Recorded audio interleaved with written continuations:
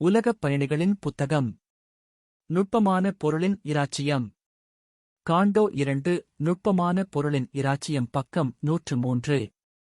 இந்தச் சிறிய வெளியுலகின் பரந்த ஆதரவு, பூமியின் திடமான வேலியால் பார்வையிலிருந்து பிரிந்து, மாயப்படிகக் காற்றில் வந்து, மாம்சத்தால் வாழாத ஒரு வாழ்க்கையை, கண்ணுக்குத் தெரியாத பொருள்களை உருவாக்கும் ஒளியைக் கண்டார்.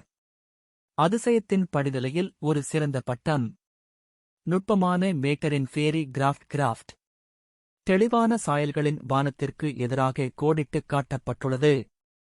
ஒரு பிரகாசம்டிரான்ஸ் மற்றும் மூடுபனியிலிருந்து குதித்து, அதன் முன்பக்கத்தின் மந்திரவாதி வெளிப்பாடு. அழகான வடிவங்களின் உலகம் நமக்கு அருகாமையில் உள்ளது. அங்கு, பூமியின் சிதைந்த பார்வையால் மாறுவேடமில்லாது. எல்லா வடிவங்களும் அழகானவை மற்றும் அனைத்தும் உண்மை. அந்த ஒளிமயமான சூழலில், கண்கள் ஒரு வான உணர்வுக்கான கதவுகளாக இருந்தன.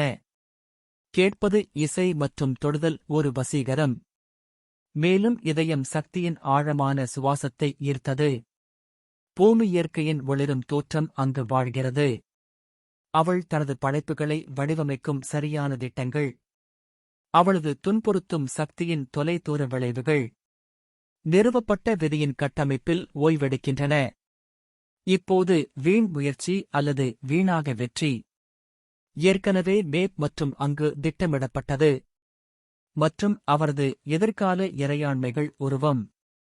ஆசை மூலம் கண்டுபிடிக்கப்பட்டது ஆடம்பரமான வரிகளில். மனதின் தளம் சதிகளின் பொன்னான பிரச்சினை.